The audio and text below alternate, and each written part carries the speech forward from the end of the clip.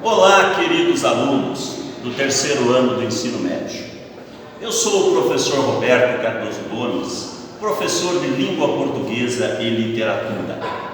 E hoje iremos falar sobre dois assuntos que são muito importantes, tanto para a construção do nosso texto, como para a leitura e a interpretação.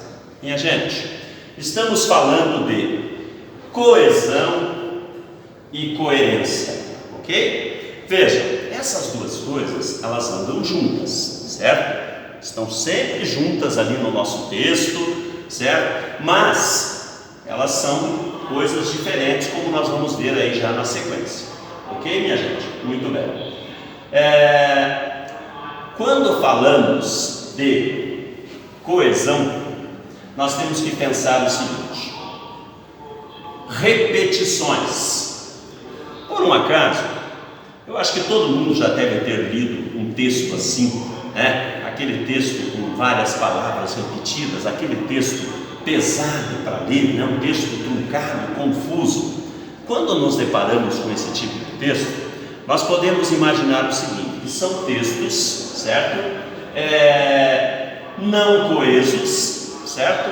E textos, talvez até problemas de coerência também. Só vale lembrar uma coisa: às vezes o texto ele pode ser coeso, mas ele pode ser incoerente. Por isso que eu disse, são coisas diferentes, certo? Vamos ver um pouquinho agora sobre a coesão, como que isso se dá e como que nós podemos fazer para evitar então essas repetições, certo? Vamos lá. Quando pensamos em coesão textual, a primeira coisa que nós temos que pensar é a estrutura, certo? Coesão é a estrutura interna do texto. O que é isso?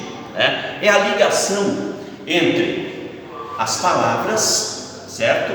Entre as frases, as orações, os períodos e, por fim, o parágrafo, ok? Vejam só, quando vamos produzir um texto, começamos com as palavras, formamos os parágrafos, certo? E aí formamos o todo do texto. E tudo isso, gente, tem que estar muito bem interligados, ou seja, as palavras têm que estar bem interligadas, certo? As frases, as orações, né, os períodos, enfim, tudo mais.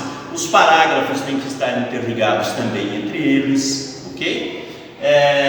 Para que torne esse texto, então, coeso, né? Um texto bom, certo? De fácil leitura, enfim, tudo mais, beleza? Muito bem. Como que nós fazemos isso para deixar o nosso texto coeso? Primeira coisa que nós vamos pensar: evitar as repetições, não ficar repetindo palavras, certo? Muito bem. Como que eu evito isso? Pessoal, eu vou usar o quê? Eu vou usar os pronomes, certo? Para fazer as retomadas, ok? Eu vou usar as conjunções também, que vai ligar as orações, né? Os pronomes aqui, voltando, os pronomes pessoais, demonstrativos, né? São os que mais a gente usa aí, ok? As conjunções que ligam as orações, o mas, o porém, contudo, entretanto, são tudo conjunções, né? São classes de palavras da língua portuguesa, certo? E também os advérbios, também são usados também para fazer essas retomadas, para não ficar repetindo, ok, minha gente? Muito bem. E a coerência, rapidamente, só mais uma volta aqui. A coerência é a lógica, é o significado, é a relação, ou seja, são as ideias, é o mundo das ideias, isso que são as coerências. Como que eu vou organizar essas ideias? Isso que é a coerência, tá bom? Muito bem, mas a gente já vai falar um pouquinho mais sobre a coerência mais adiante, ok? Muito bem. Mecanismos de coesão.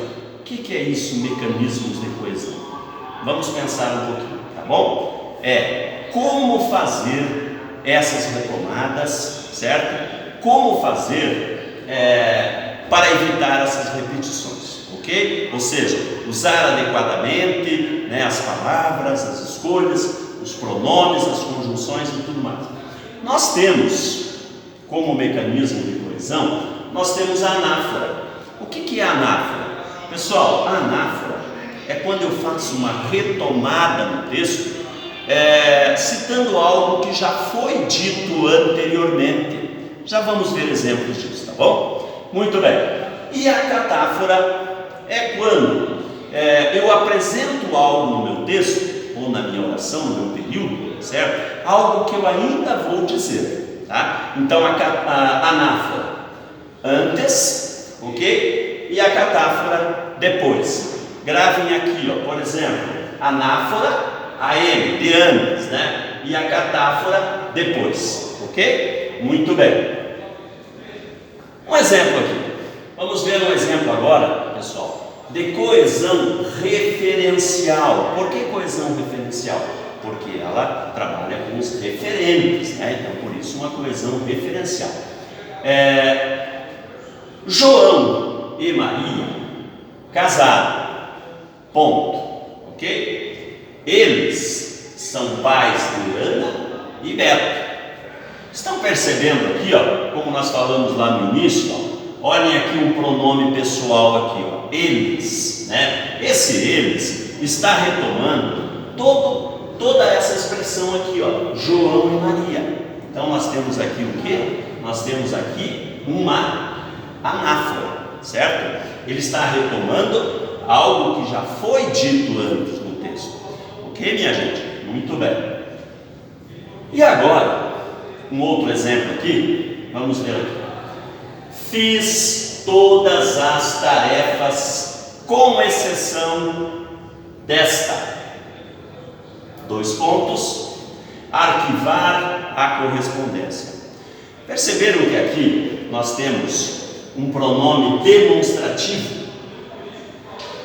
E percebam também o seguinte: no caso acima, no primeiro exemplo, ele retomou algo que já foi dito antes, como eu já falei, né? E aqui não, aqui é o contrário, aqui é algo que ainda vai ser apresentado, por isso tem os 2 pontos, né? 2 pontos, ou seja, fiz todas as tarefas com exceção desta, temos um pronome demonstrativo aqui, certo?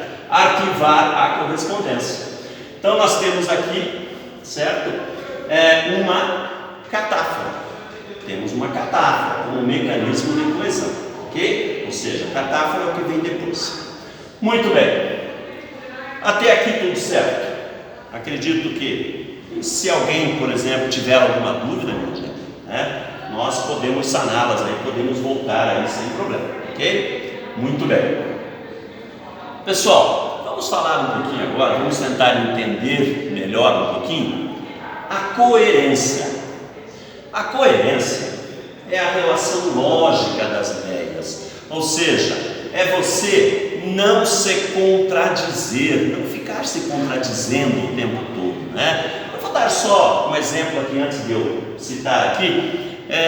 Imagine o seguinte: você escreve lá, o relatório está pronto, porém estou finalizando até agora. Minha gente, como pode isso? Se eu digo que o relatório está pronto, ele está pronto. Então, se eu estou finalizando, ele não está pronto, né? Então, isso é um exemplo de incoerência. Só mais um exemplo aqui rápido. Ele é vegetariano e gosta de um bife mal passado. Perceberam outra incoerência? Também não é possível, certo? Ou seja, se ele é vegetariano, como que ele vai gostar de um bife mal passado? Todos nós sabemos que o vegetariano não come carne, certo? Ok? Beleza, minha gente, até aí? Pessoal, antes de encerrar, eu só quero falar aqui princípios básicos. Nós temos 3 princípios básicos de coerência, certo? Primeiro, não contradição, ou seja, ideias contraditórias, não se contradizer, como já foi dito.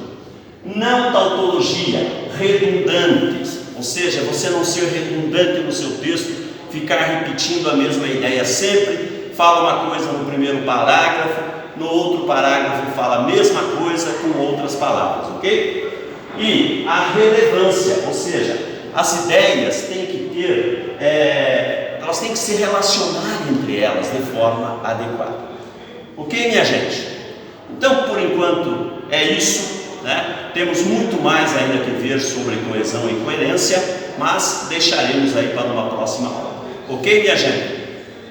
Até a próxima. Fiquem com Deus.